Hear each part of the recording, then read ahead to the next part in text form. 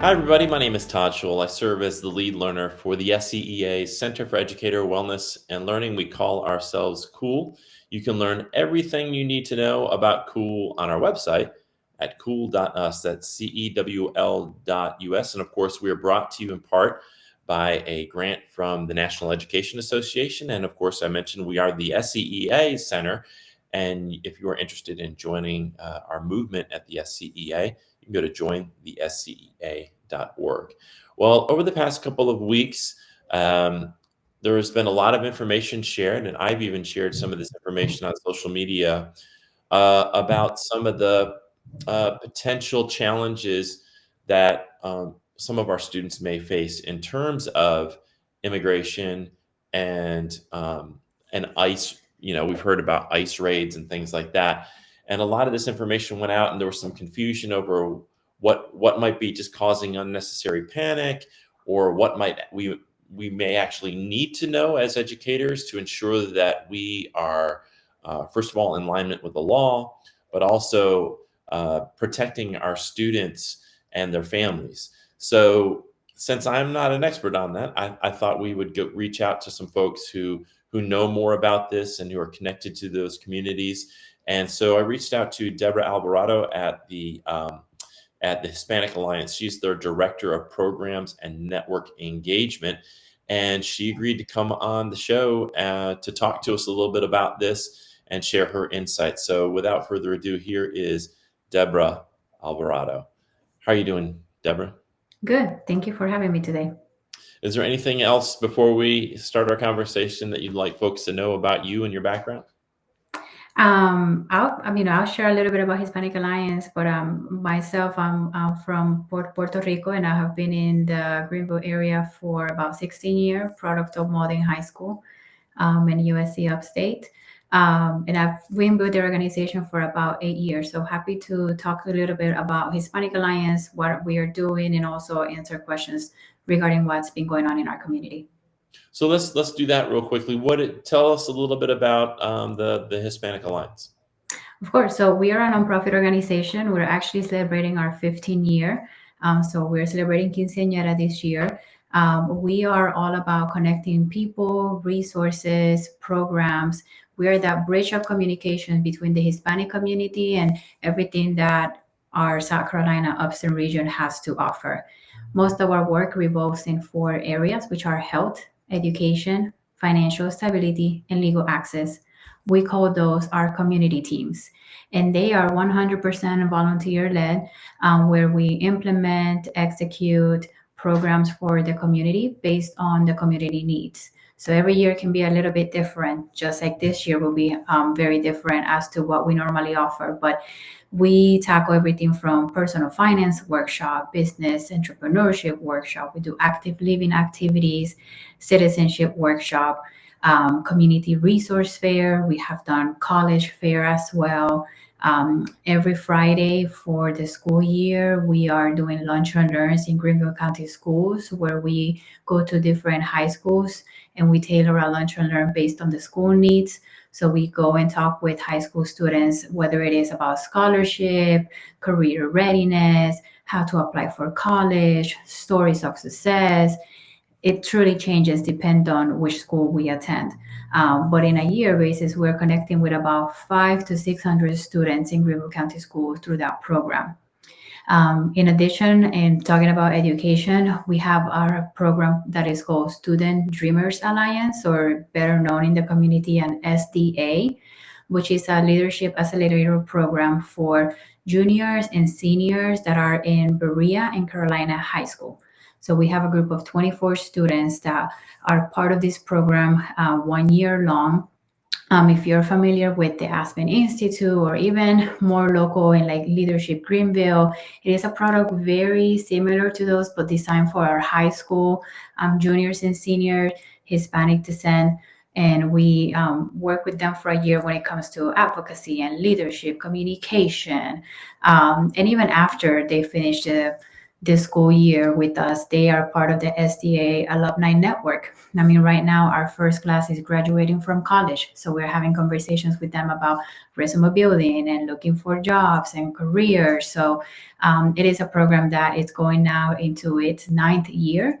And after this school year ends, we're going to be over 300 alumni, most of them here in the Berea and Carolina high schools. And then we are going into our third year in Charleston at RB Stoll High School. So that's just a little bit of everything that we do here in the organization. That sounds great. Thank you so much for all that you're doing. I'd like to, you know, for this conversation, we have a lot of educators watching, and as I mentioned in the beginning of the program, there are a lot of graphics circulating around ICE raids and around some of the potential sort of threats or challenges that Hispanic students may be facing, and there was some confusion around that when I reposted that. Somebody else said, "Oh, you're going to just cause panic, and then some of those students aren't going to want to come to school or whatever." So I wanted to rather than I never want to spread misinformation online. So I reached out to you, Deborah, to help sort of educators better understand what's going on and how they can best be supportive allies for our Hispanic students and families. Yes. So happy, to talk about this because there's a lot of misinformation out there. So what we're trying to do is provide resources and education. Our legal team, most of the participants or the volunteers in that team, they are attorneys, and most of them are immigration attorneys.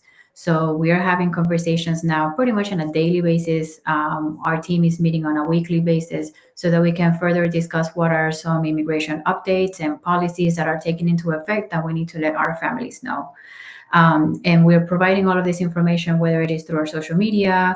You can find us as Hispanic Alliance SC on our website, HispanicAllianceSC.com, and also on our newsletter. We have a monthly newsletter. When it comes to the education side, the one question that we get from our educators is, I'm not sure what to tell our families. What resources are there? And the very first thing is find out if your school district has a plan. Do they have any steps to take? And I'm going to use Greenville County School as an example because they put an article last week where they stated if ICE comes into the school, we have to cooperate. However, we would not disclose any immigration status from any of our students. So that means that, yes, ICE can go into any schools, but each district will have the autonomy to decide how they want to collaborate with ICE.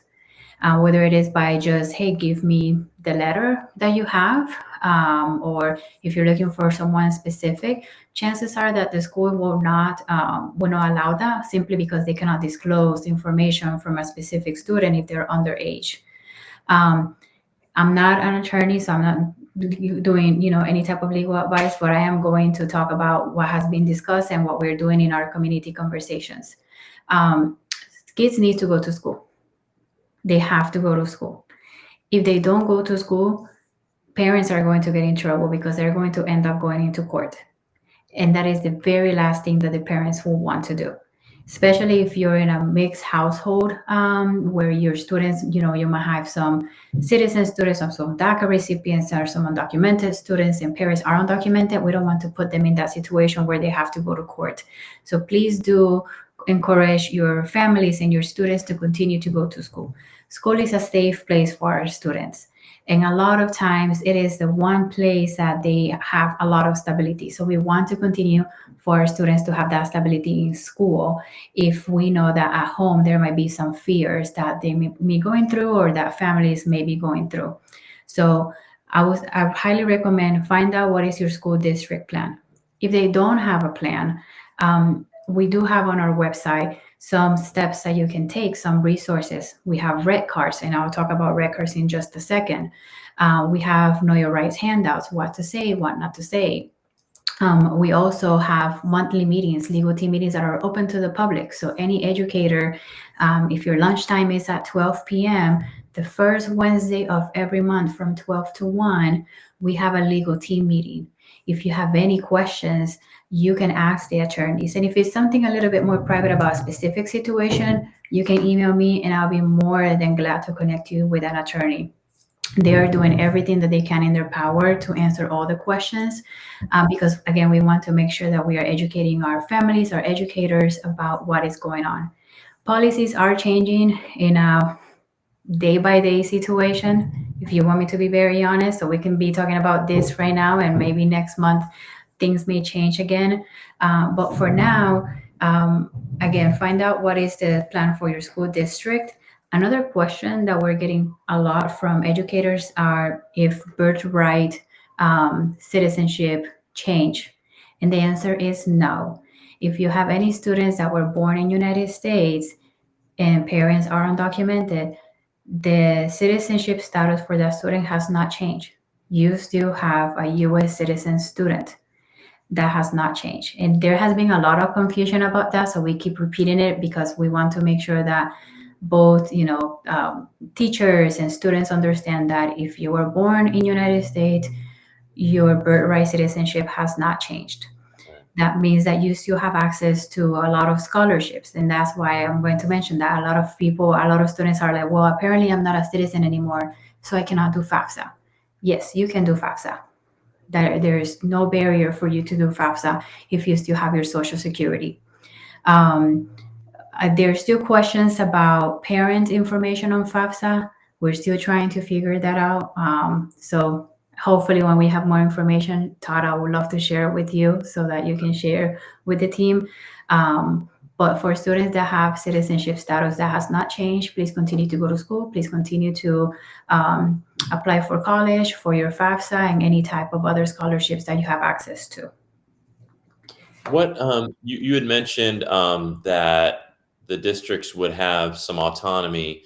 Is there any concern that you may have some districts who utilize all the rights they have to essentially shield those students, but that there may be some other districts, like we have about 80 school districts in South Carolina. There might be some school districts that actually agree with some of this new policy and want to sort of facilitate or help ICE with this? I mean, is there any concern there, or do you anticipate that most districts will use that autonomy in ways that are supportive? I think that they will use it in ways that it will be supportive of the district and also the families and the students. If we go by what the new administration has put in place, is that they are only detaining people that have a criminal record and background. So if we go by that, and the information is truthful, then that's not going to apply to, most likely, to any of our students. So there will be no reason for ICE to enter any of the schools, right? If we go by what has been published. I do think that all the schools are going to want the best interest for their students. So I truly hope, and I don't think that the students should worry about ICE showing up in school at all. If you want me to be honest, what I'm more worried about, and the legal team has shared this over and over again, is not so much ICE entering the school, is what happens if the student gets out of the school bus and they get home and they don't find their parents because they have been detained. So I Right. think it's more the other way around. When the kids are in school, again, we don't feel like there's going to be much concern there because they're only looking for those that have a criminal record in United States. And that means people that have been at deportation proceedings and they have missed their hearing or court date, people that have been in jail and have been out in bond, but they have yet to receive a court date. They are starting first with those that have higher criminal cases, whether it is for DA or SA cases, starting with those. We may see some deportation happening with the 287G law, which 287G law allows any officer, whether it is county officer, city officer, sheriff, state patrol, to act as an ICE agent and start deportation proceedings immediately upon a traffic stop if you cannot provide documentation. So those are the type of more cases that we are trying to find all of the information in which counties have that law in place at the moment, because again, we're not thinking that ICE is going to go into the schools. It is more what happens when the kid gets out of the school bus, or if the kid is in carpool and no one is there to pick them up. And just to make it also known, we have an ICE office here in Greer. That is our office for the state of South Carolina, the primary one. So ICE has always been here. I think our community, including myself, we're paying a lot more attention now when we see the brown SUVs, the F-150s. Maybe we saw them before where we didn't pay much attention, but we're definitely paying more attention now. But they have always been here because immigration offices are literally just in our backyard here in Greenville. I imagine that this is creating for some young people and adults. I'm thinking about just like our students, the fear that they may be experiencing now, and just the scenario you mentioned about getting off the bus and going home to an empty house.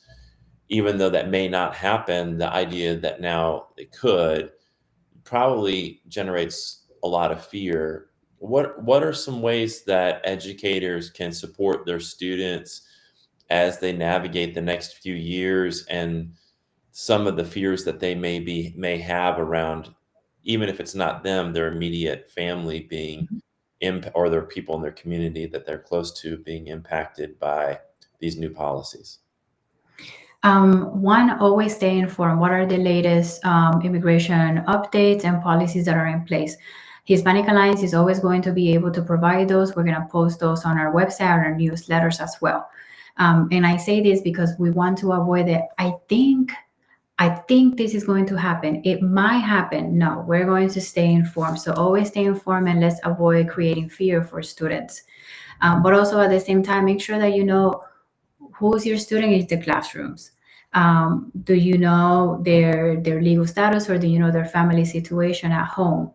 One of the ways that you can support those families are, we have a lot of family. Actually, we're starting this week, and this is happening around the state.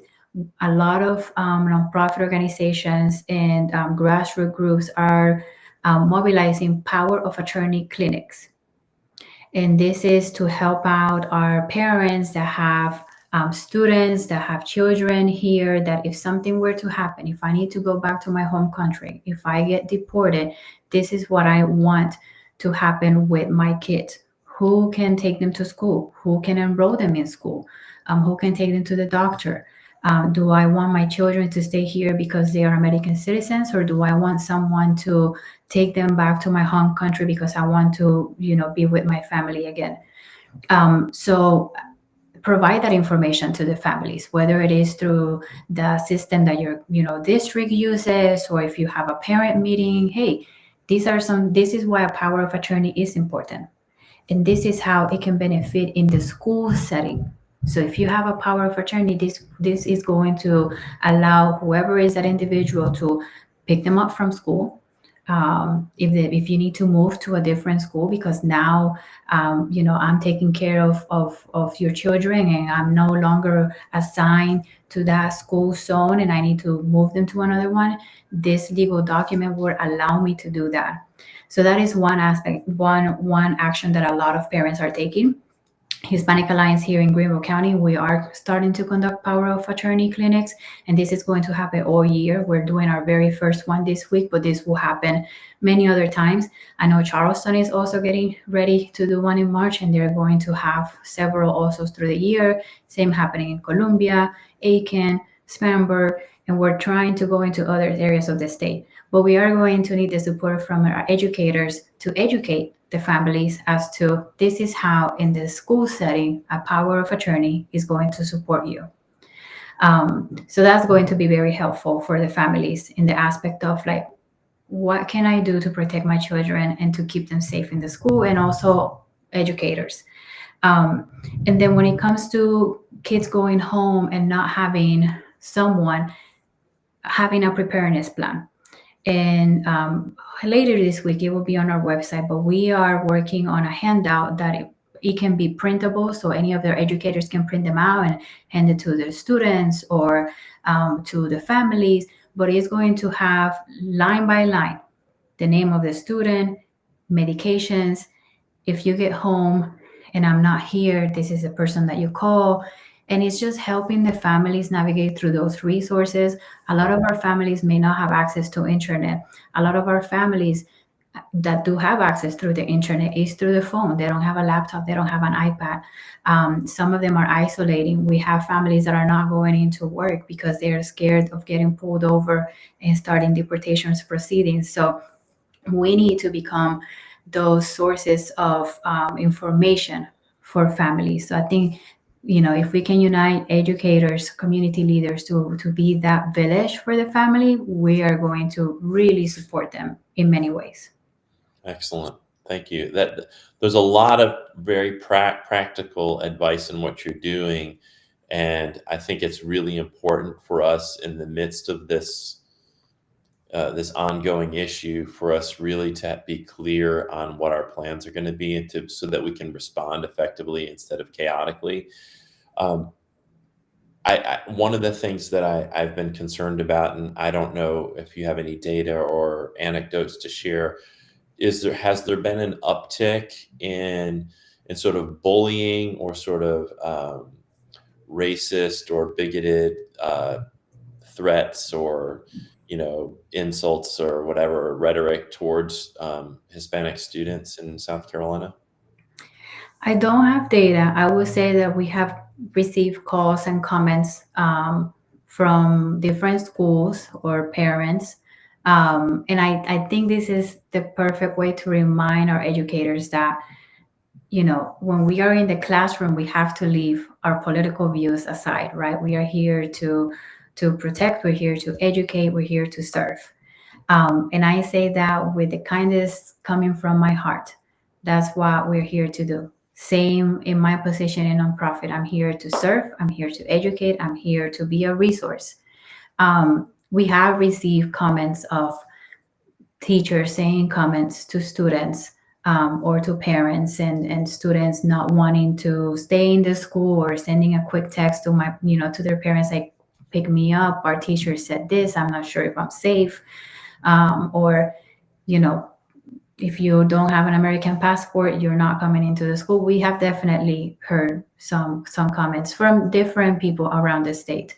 um, so although I don't have any data, I do think that we need to always remind our educators that we are here to educate, and that we need to leave our personal beliefs aside, and just be that source of information. But more than anything, again, schools are a safe place for our students. You might be the only safe place that these students have. We don't know what is going on at home half of the time. And we're now adding the stress level of what will happen to my family tomorrow. So while you have them in the classroom, in the school setting, let's be kind and let's do what we need to do, which is educate. Absolutely. Um, what can we do as educators to what do we need to be studying or looking at, or what skills should we be looking at to so that we can cultivate a more inclusive environment for these students? Is it learning Spanish? Is it learning about the culture? Like, what are some ways that educators can equip themselves to create those kind of environments that you're talking about, where we're serving all students, including Hispanic students well? Embrace the culture, truly embrace the culture. We're coming to United States. I came to United States and I embrace the culture. I respect the culture. I love it here, right? So, do the same for your students. There's many ways that you can do that. I think the one that people tend to go to is Hispanic Heritage Month, right? So if you celebrate Hispanic Heritage Month, do it, but also do it in a way that celebrates and uplift and educate. So at Hispanic Alliance, we do have a website, HispanicHeritageMonth.com, HispanicHeritageMonth.com, where we provide educational resources, If you are in the classroom setting and you're looking not only for Hispanic Heritage Month, but for the entire year, if you're looking for activities to do or movie recommendation or docu-series recommendation, whatever it is, we always have it available at HispanicHeritageMonth.com. Closer to September, we'll definitely do a whole revamp outside of Hispanic Heritage Month. Ways that you can embrace the culture, have conversations with your students, learn about them, where they're from, the food that they eat, the music that they listen to, the dialect that they may speak. If Central American students, they might speak a dialect, not even Spanish. Right now, I'm coordinating a Know Your Rights presentation for a Guatemalan community, and I'm thinking, and I'm Hispanic, oh, I need to translate everything into Spanish, have everything ready. We're going to do this and it's going to be perfect. And then I go to the church, they don't speak Spanish. They speak a dialect, a true dialect. So it's now I need to, find ways that I can make it work for them, that I can try interpret, that I can translate the documents. And it's even within our own culture that we need to educate. So embrace the culture. I think learning Spanish is always going to be helpful, but that is something that is going to take time. Yeah. And right now, I don't want to say that we are in a state of emergency because we don't want to panic people, but we are in a state that we need to mobilize and that we need to provide information quickly. So the ways to do it is, be kind with your students, learn about them, learn about the culture, embrace it, um, and be a resource for them and their families. And if you are looking for a resource and you don't know where to find it, Hispanic Alliance will always be here. If I don't have the answer, we're going to look for the answer. Yeah, I think that's a really good point. And I think we have a tendency with cultures that we're not familiar with to want to lump them all together and say like there's one Hispanic culture, Mhm. there's one Asian culture, and we don't really take the time to really understand that there's a wide diversity within that particular group, and it's really important to acknowledge and better understand uh, that diversity, so that we're not stereotyping and overlooking the beauty in each individual culture that makes the world a beautiful place. Like if the thing that's so frustrating for me is, um, the world is just full of these distinct cultures, and the more of them, like the more beautiful it is. It's like having more colors as an artist to paint with, and it's like it adds to the beauty of our humanity. And it's important not to, I think, for educators to just assume that they're all the same. So thank you for making that point. Is there anything that we haven't talked about that educators should know, or that you'd like to just share, any resources or information we haven't yet touched on that you want to share with our audience? Yeah, the main one is red cards. So red cards are the size of a business card, and in one side it has information that tell parents and even students are starting to carry it, as much as it breaks my heart. But it's on one side is in Spanish, and it tells you what to do and what not to do if you encounter an ICE agent. And then in the back side, it has information in English about what are your constitutional rights. And a lot of times, all you have to do is hand that card to the ICE agent if you encounter one, and slide it under your door if they knock your door, or if you're at a traffic stop, also giving that card. And it is a very important tool that is used nationwide.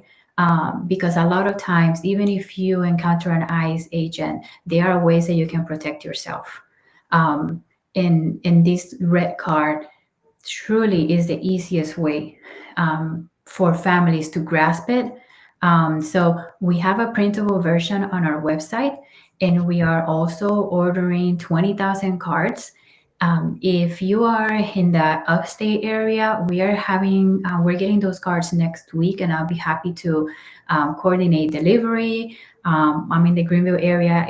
You can also come to our office, but we're happy to distribute them as well. If you're in other areas of the state, I can connect you with whether it's an organization closer to you or a leader closer to you, so that we can give those to you.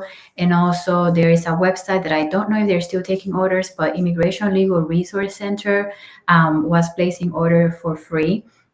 I have to check if it's still available or not, but I'll send you that contact, that link, so that we can pass it along if it's still available. But the red cards are being passed around at churches. There are restaurants that are putting them, grocery stores are putting them on the checkout station, and everybody is just starting to hand out these red cards. And Um, educators can get those on the website at Hispanic yes. Alliance.com. Where on the website is it found? It is going to be in our resource page. Okay. So it is HispanicAllianceSC.com/resources legal. And you can download a version there if you wanted to download, or if you wanted to, make cards yourself, you can also do that. But we're seeing a mass distribution of red cards all through our state. Okay. All right. I appreciate that. So folks should visit here. We're going to put this up. Let me get the website and put it on there for everybody. So it is HispanicAlliance.com/resources-legal. Okay. Yes, and you're going to see the red card there, which is a downloadable and printable version. You will also see a Know Your Rights flyer. It's available in both English and Spanish. One side is for our families to be able to understand what it says, and then the other side is for our English speakers, our allies that want to know, what to do and what to say and what not to say. And the first part is going to have information about knowing your rights, what happens if you are in a position where you encounter an ICE agent, and then the second portion of that flyer is going to talk about how and why you should make a family plan, power of attorney, and of course has our information. But on this same page, the Hispanic Alliance slash resources dash legal, we are going to start including information there. So by the end of this week, you're going to see a preparedness plan. As new development comes in place, we will also have information there. We will probably also work in a series of short clips and videos. What happens at home, what happens at work, what happens in a traffic stop, what happens in school, and those will be available on our website. So a lot of moving pieces, but it will come together for resources. Okay. Well, Deborah, I really appreciate your time and what you're doing. There's like this emotional and sense of just commitment to justice piece, but what you've outlined today is also reminds me that there's a very practical, we need to look at this and very pragmatically, like we have to figure out, look, this is the reality, and we can feel heartbroken over it, and we can feel this sense of empathy, but at the end of the day, it is what it is right now, and here's how we need to respond to it. Here's some of the best ways that we can respond to it. So the red cards, and just everybody kind of keeping up to date with what's going on, what their rights are, and also just encouraging those kids to continue going to school so that we don't create new legal issues for them and their families. I think it's really, really good advice. So I want to thank you for sharing that information with our educators today. Right, and thank you for the space. What we're trying to do is to continue to have, information out there and try to diminish all the misinformation that is also out there. We want to, stop the panic and the chaos. Obviously, all everybody is alarmed, and even myself, nervous about what is going on. But the best that we can do right now is to be informed and do everything in our power to make sure that our families are prepared. Appreciate it. Thank you, Deborah. Thank you. All right. All right, everybody. That was Deborah Alvarado from the Hispanic Alliance. Again, if you didn't see the website, if you're just tuning in now, you can go to HispanicAlliance.com. All the information around their organization can be found there, and including contact information. In terms of the resource that she shared, if you go to HispanicAllianceSC.com/resources-legal, you'll see that there is a PDF of the red card for you to download, and you can print that. You can share that with families and with students, have those available. And of course, you want to talk with your school district and your school's administration about how you can effectively address these things that are happening in the Hispanic community. And I think one of the most important things that she discussed was really the importance for educators to set aside their politics and assume the role of a teacher, which is to love and serve every single student that comes in there, regardless of what your politics are. We need to love and care for those students and make sure that we are not amplifying a culture of fear, not making them feel othered, making them feel like they're being marginalized, and make them feel like they don't belong. That we need to make sure that we're doing what Maslow said to create a really safe, loving environment of belonging for these students. They are human beings and deserve our love and care. And I hope that educators who are watching will insist upon that, not only in their own classrooms, but throughout their entire school and their district, and that we'll continue to fight for that, regardless of what the laws are. So again, thanks to Deborah Alvarado and Hispanic Alliance for the work that they're doing. I did want to share just a couple of things. One is our Cool Coaching. If you are an induction teacher in South Carolina, that's teachers in the first 5 years of your career, and you need some support, you can get that for free online. You don't have to travel anywhere. You don't have to pay for anything, and you get it one-to-one. So you're not even going in the group setting, and you can just share some of the questions or some of the issues that you're having with one of our 3 amazing educators. This happens every Tuesday and Thursday night from 6 to 8 p.m. If you want to learn more and participate, you just go to cool.us or cool.us/coaching. I also want to mention our Educator Wellness Retreat. If you're an educator in South Carolina, we do have the applications open for our June 25th through 27th and June 23rd through 25th retreats in Old Fort, North Carolina. These are secular, science-based, and trauma-sensitive. Just educators, so it's usually around 12 educators that show up, and Yelena Popovich and I facilitate this experience, brought to you by NEA, and it is just a really great opportunity for you to reconnect with yourself, give yourself a sense of renewal, and recommit to your own wellness. So if you're interested, just go to cool.us/retreat. And if you are interested in learning more about yoga, we have yoga resources on the Cool website as well. So we encourage you to go to cool.us/yoga.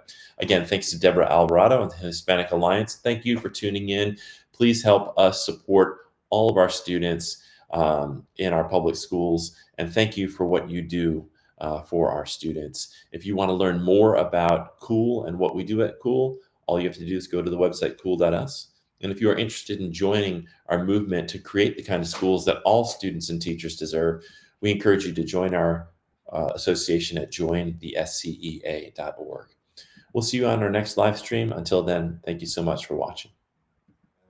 Together we learn, together we grow, together we heal, together we flow. Be cool, every teacher, every school. Be cool, every teacher, every school. Be cool, every teacher, every school.